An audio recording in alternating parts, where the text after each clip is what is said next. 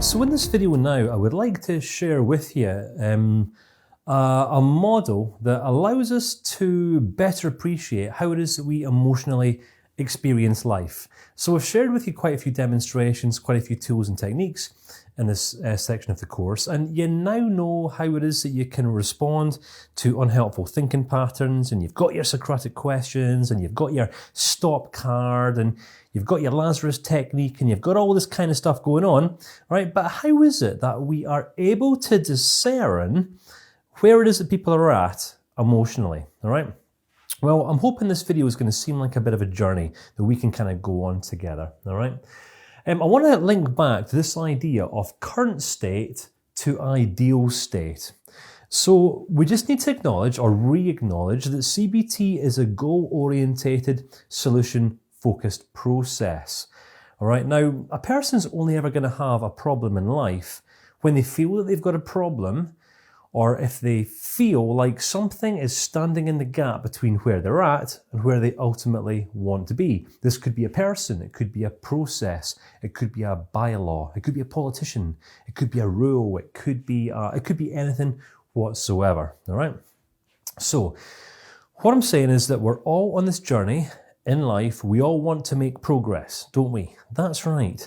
And we all view progress as being kind of directional, right? Here we are, and if we get from here to there, we'll have made progress. So let's just go off this idea. What I want to do, let's see if my screen works for me here. I'll look at that. Technology's fantastic, isn't it? What I want to say is when a client comes to us, they're going to have an emotional issue 9 times out of 10. Some clients will come to us voluntarily, because they have issues managing their anger, frustration, or rage.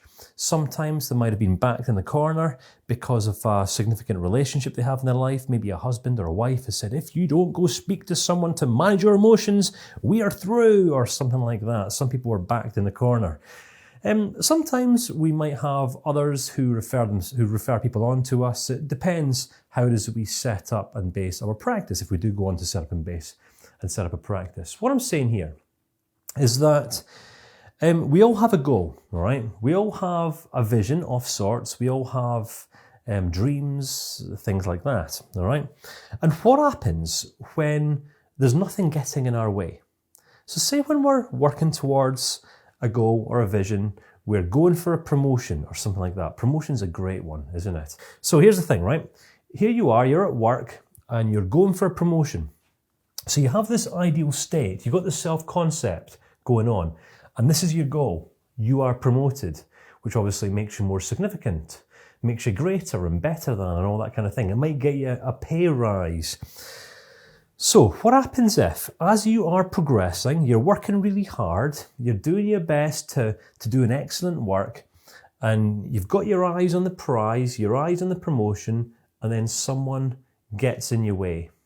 Little Jimmy from that other part of the business who operates in a different office around the corner, you know that he's one of these people who he's like a yes man. And he can't help but say yes to everything that the big boss says.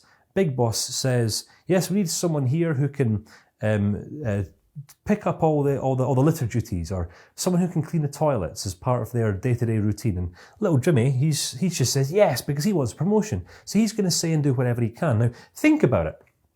When we encounter someone like this, if we are going for a promotion in life, and we can see that we now have competition, this person might stand potentially in the way of us getting what we want.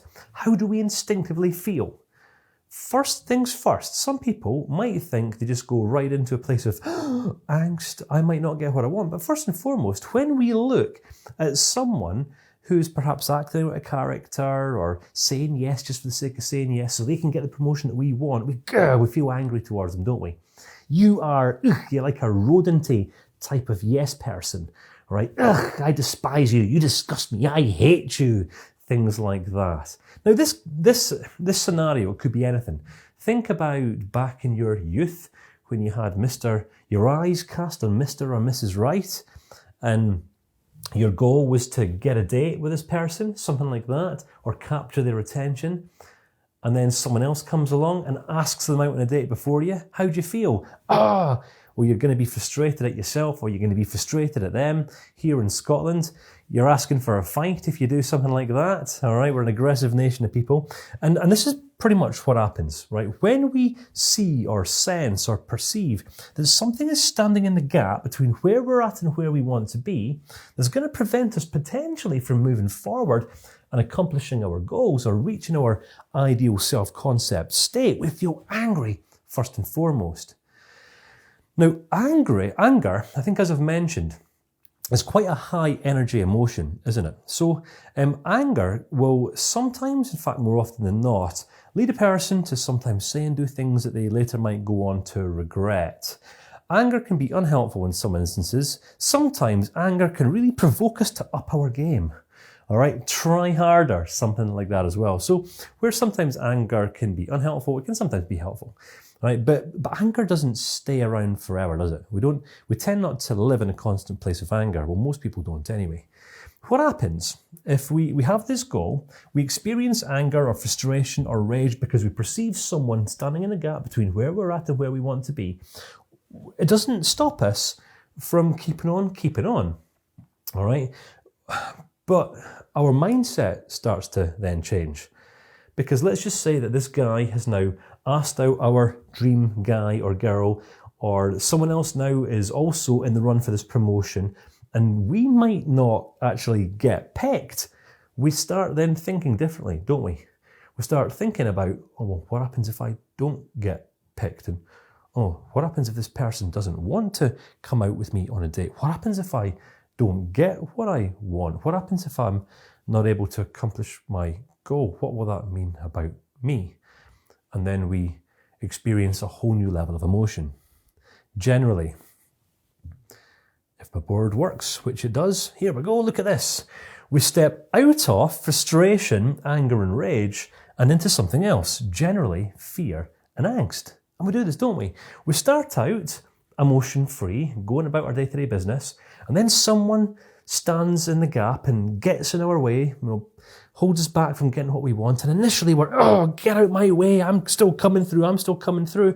But then we think, my goodness, what happens if I don't get what I want now? And then we start to feel angst, and we might feel a little bit apprehensive. We might even feel a little bit panicky, or we might really start stressing out here, generally fear-based emotions. But this is where we'll then trigger a new set of responses. We will fight, flight, we'll freeze, we'll still respond in our way, 9 times out of 10 in an unhelpful way, but we're still looking towards the goal. We've still got our eyes on the prize. But let's just say then, worst case scenario happens.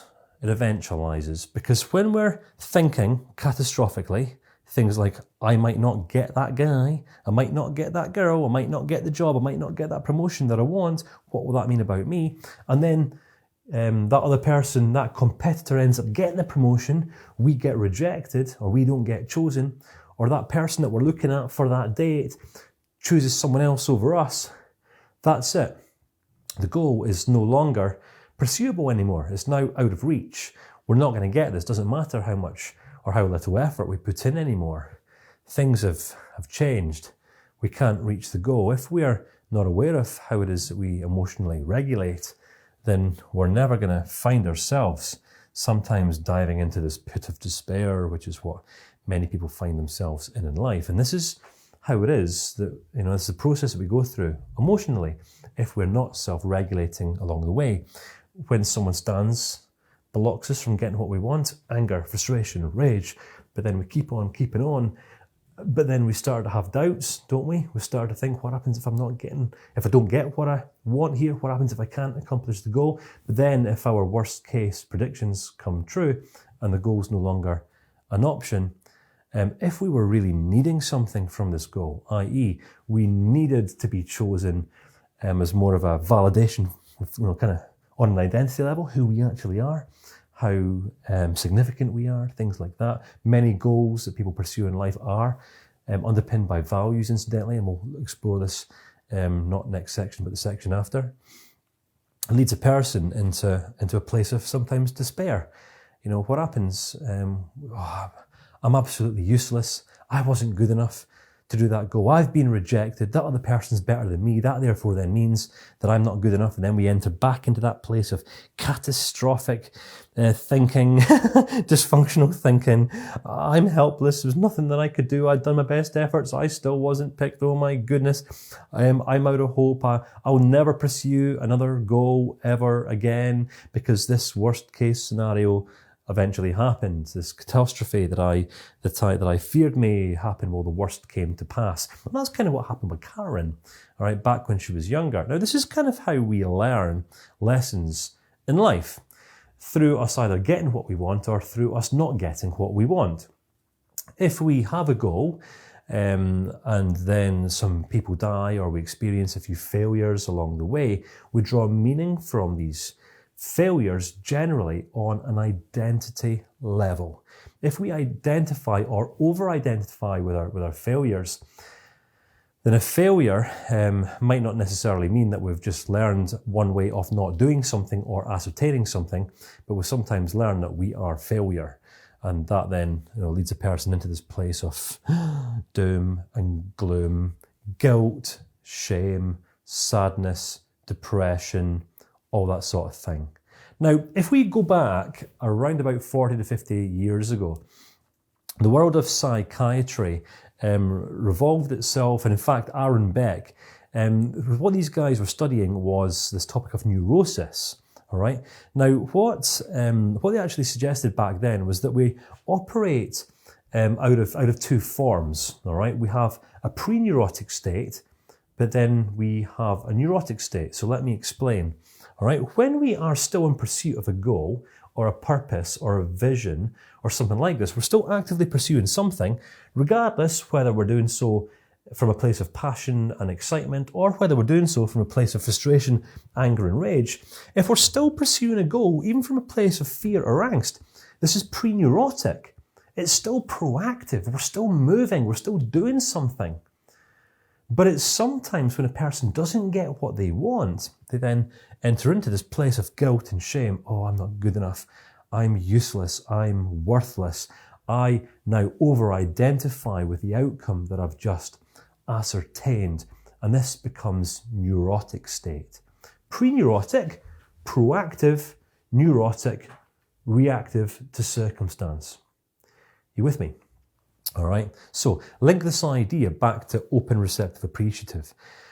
If a person is in neurotic state, they can sometimes be so completely self-consumed and immersed in their own world. They sometimes really need to become so completely disgusted with themselves. Okay, I'm sick of this doom and gloom and feeling sorry for myself. I'm desperate to change. My desire to change has become greater than my desire to remain the same. Now I'm ready to actually understand myself more effectively. And this is where CBT as a helping framework comes into play, right? Where we can help people to backtrack through their emotions, even if a person is in this pit of despair, all right? Worst case scenario, depressed, sad, doom and gloom, out of luck, out of hope, all that sort of thing.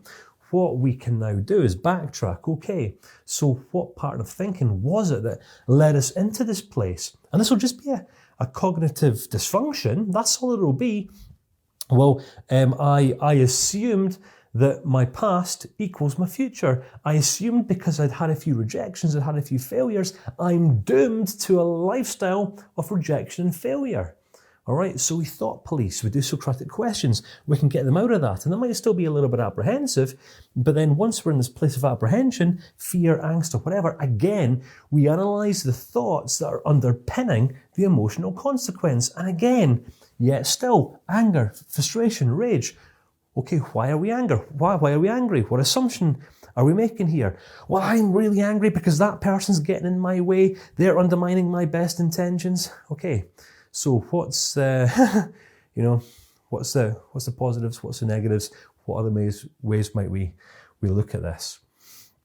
So I wanted to share this model with you. All right, on one level to give you a better understanding of yourself and how it is that you experience life emotionally, but also so that you can better relate to your clients. All right. Now the problem that historically the world of psychiatry has brought into the world is they've said that neurotic state is mental health and mental illness, all right? But it's not, it's just neurotic state. It's just emotional experience, all right? It's emotion the same as fear, angst, guilt, shame, frustration, anger, rage, happiness. It's all just emotional experience, all right? What determines our emotional experience, ultimately now I know you understand, is how well we're able to regulate and manage ourselves. So, just a model I wanted to share with you to hear, to better understand yourself, better relate to your clients. And what you'll be able to see then, all right, hopefully, is where does it we want to start intervening? Because the second that a person steps out of okayness into not okayness is the second then that things can really spiral, can start to spiral out of control. So if we can integrate a stop card in here, then we can actually prevent this whole series and string of eventual consequences from even happening. So this is where we want to now start intervening. Granted, many clients will come to us fully immersed in all of this, but what we want to do first and foremost is help them to better relate to all of this, the interpretations, the assumptions that they've made, and then build preventative measures into their lives so that they don't have to go through this process habitually for the remainder of their lives. With me? Makes sense? Do you see what we're trying to achieve here? Self-management, self-regulation, that's what it's all about. In between current state and ideal state. So hope you found this idea interesting. Reflect, relate it to yourself, see how it fits, and I'll see you again in the next clip.